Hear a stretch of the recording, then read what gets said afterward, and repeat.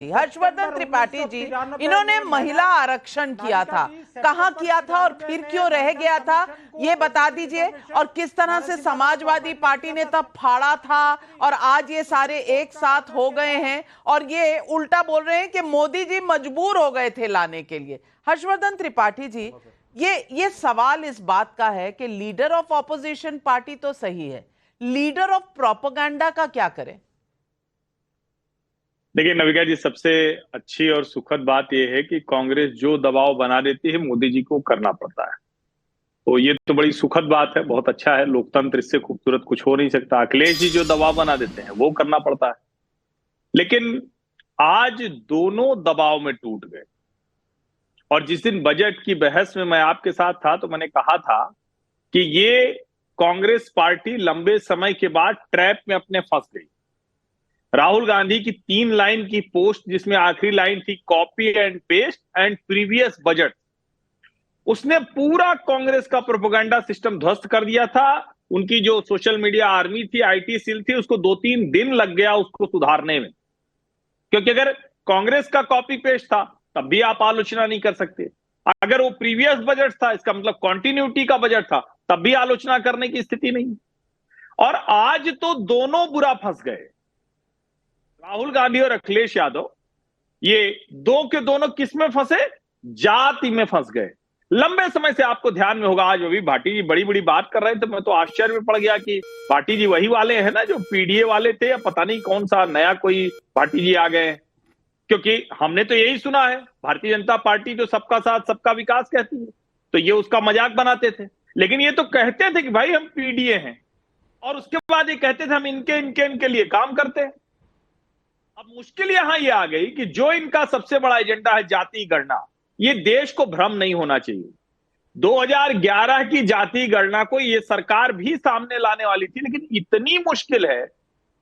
जो कहते हैं ना कि कोस कोस पर पानी बदले 4 कोस पर बानी, यहां तो कोस और 4 कोस छोड़िए, 4 कदम चले तो जाति बदल जाती है, जाति का पैमाना बदल जाता है, सरकारी लिहाज से अगड़े पिछड़े का वर्गीकरण बदल जाता है। और तो और कई जातियां हैं जो कहीं अनुसूचित जाति में हैं, कहीं नहीं है। इसलिए सरकार को लगा कि इकोनॉमिक सेंसस ही करना चाहिए। अभी चंद्रबाबू नायडू ने एक बात कही जो देश को सुननी चाहिए कि कास्ट सेंसस की नहीं, देश को स्किल सेंसस की जरूरत। लेकिन अनुराग ठाकुर ने बोला क्या कि भाई जिनकी जाति नहीं पता वो गणना, और एकदम से परेशान हो गए। ये कमजोर नस दब गई है, इनका पूरा प्रोपेगेंडा फेल हो गया है। और आज जिस शानदार तरीके से अनुराग ठाकुर ने ये प्रोपेगेंडा ध्वस्त किया, मुझे लगता है ये कमाल का काम है। ये भारतीय जनता पार्टी ने शायद लाइन ऑफ एक्शन बदला है। सुधांशु त्रिवेदी राज्यसभा में, उसके बाद लोकसभा में अनुराग ठाकुर और निर्मला जी भी हंसते मुस्कुराते बोल रही हैं। इनको परेशानी हो रही है। पहले नाराज दिखते थे वो लोग तो इनको मजा आता था, अब भाजपा को मजा आ रहा है, ये लोग परेशान है। चेहरे देखिए सबके उतर गए सब। भाटी जी ने हर्षवर्धन त्रिपाठी जी ये कल्पना करके कि जो सामाजिक न्याय का एजेंडा है, जो जाति जनगणना का एजेंडा है, जो गरीबों को, कमजोरों को, पिछड़ों को न्याय दिलाने का एजेंडा है, वो ध्वस्त हो गया है। कितने प्रसन्न है हर्षवर्धन त्रिपाठी। इनसे इनकी जातिवादी सोच का पता चलता है कि ये गरीबों को, कमजोरों को, पिछड़ों को न्याय नहीं देना चाहते। उनके न्याय की बात अगर किसी वजह से पीछे जाती है, यद्यपि पीछे नहीं गई है, मुखर हुई है आज आवाज। जाति जनगणना की और सामाजिक न्याय की आवाज मुखर हुई है। आप ना समझना चाहें या जानबूझ के ना समझने की एक्टिंग करें, वो अलग बात है। सामाजिक न्याय एक अलग मुद्दा है। के शुरू में क्यों कह दिया कि अगर राहुल गांधी किसी से जाति पूछे या मैं खुद पूछूं तो ये गलत बात है? फिर आपने मुखर हुई थी आवाज, तो आज आपने अपनी तर्ज, अपना राग बदल क्यों दिया? जी ये लोग, मेरा आखिरी वाक्य आपने सुना ही नहीं, मैं तो फिर दोहरा रहा हूं। सामाजिक न्याय अलग मुद्दा है और किसी की व्यक्तिगत जाति पर टिप्पणी करना एक अभद्रता है, बदतमीजी है, गाली है। किस सरकार ने दिया? अब आप ना समझना चाहें तो आपकी मर्जी है, क्योंकि आपके अंदर जो जातिवाद भरा हुआ है, जाति भेद भरा हुआ है, वो आपको समझ नहीं देता, वो आपको मजबूर करता है इधर उधर भटकाने के लिए। और इसीलिए अखिलेश यादव के शासनकाल में उनका तो शानदार व्हाइट हाउस बनता है, लेकिन उत्तर प्रदेश में लोगों को घर नहीं मिलता है। प्रधानमंत्री आवास योजना अभी मिलती है। तो दलितों को, गरीबों को पता है गिनने की ये जो बात कर रहे हैं, इनके मन में क्या। और मैं तो कह रहा हूं, जातिवादी सोच अगर आ रही, अखिलेश मैं तो कह यादव रहा हूं के 5 जाति गणना साल हो के जाए। शासन काल में उत्तर प्रदेश में गरीबों के गणना लिए, हो जाए, किसान के लिए, मजदूर के लिए, पिछड़े वर्गों के लिए जितने काम हुए हैं, तो फिर मोदी जी अगर कहते हैं कि सबका साथ सबका विकास, तो उसमें क्या गलती है? ये कहें तो सामाजिक न्याय, वो कहें तो सही नहीं है। वैसे मैं हर्षवर्धन जी की हर बात से इत्तेफाक रखता हूं, पर आज मैं हर्षवर्धन जी आपको एक्सपोज करने वाला हूं। हर्षवर्धन जी देखिए, 10 सेकंड में आप एक्सपोज होने वाले, सुन लीजिए। सामाजिक न्याय के प्रति जितनी प्रतिबद्धता राजकुमार भाटी की है, वो उसका परिचय अभी आपको मिलेगा 10 सेकंड में।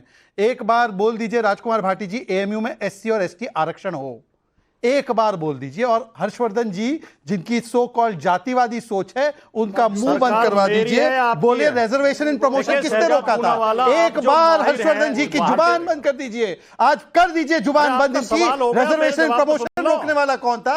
और जामिया एएमयू में एससी एसटी हटाने वाला कौन था? बताइए हर्षवर्धन जी को। मैं डिमांड करता हूं हर्षवर्धन जी की आज जो है जुबान बंद कर दीजिए। भाटी जी बोल रहे हैं, भाटी जी देखिए सुनिए, आपकी सरकार घोषणा करे सारी यूनिवर्सिटियों में आरक्षण दे, आबादी के अनुरूप दे, पिछड़े वर्गों को 70% आरक्षण दे, हम आपका बढ़ चढ़ के स्वागत करेंगे। लेकिन आप प्रश्नों में उलझा के माइनॉरिटी के जो संस्थान हैं, अल्पसंख्यक समुदाय के संस्थान है, उसमें जैन के संस्थान भी है, बौद्ध के भी जी, आप इसीलिए तो इतने पसंद है हम सबको। आपके समय में कुछ नहीं हुआ, लेकिन सब कुछ करवाना भी मोदी से है और गाली भी मोदी को देनी है। यही आपका एजेंडा करना चाहते हैं, यही आपका एजेंडा है। विवेक श्रीवास्तव जी, मैं अब तक विवेक श्रीवास्तव जी के पास गई नहीं हूं, आपकी इजाजत हो महानुभावों तो मैं विवेक श्रीवास्तव जी से पूछ लूं। आज एक और बड़ा मुद्दा उठाया निर्मला सीतारमण जी ने, वित्त मंत्री ने, और उन्होंने कहा प्रोपेगेंडा के तहत, कॉन्स्पिरेसी के तहत जिस तरह से इस देश के खंभों पर प्रहार हो रहा है, वो आज सबको नजर आ रहा है। कभी आप जातिवाद पे चले जाते हैं, कभी आप बोलने लगते हैं इस देश की सेना के ऊपर, कभी आप बोलने लगते हैं हलवा सेरेमनी पर। वहां लोग अपने माँ बाप खोकर अंदर लॉक हो जाते हैं। जानते हैं कि नहीं आप, हलवा सेरेमनी इसीलिए होता है कि ये हलवा सेरेमनी के बाद बजट प्रिंटिंग में चला जाता है और नॉर्थ ब्लॉक के बेसमेंट में जेल की तरह एक कमरे बने हुए हैं, जहां से जो लोग बजट की प्रिंटिंग करते हैं वो बाहर नहीं निकल पाते। 14 दिन तक उन्हें अंदर ही रहना पड़ता है ताकि पार्लियामेंट में पहली बार बजट खुले, जनता में किसी को पता ना चले। और वहां पर जो लोग बैठे हुए हैं उनका मखौल उड़ाया जा रहा है। क्या यह है विपक्ष की साझेदारी इस देश में? क्या यह है आपका साथ देश की जनता के साथ? सिर्फ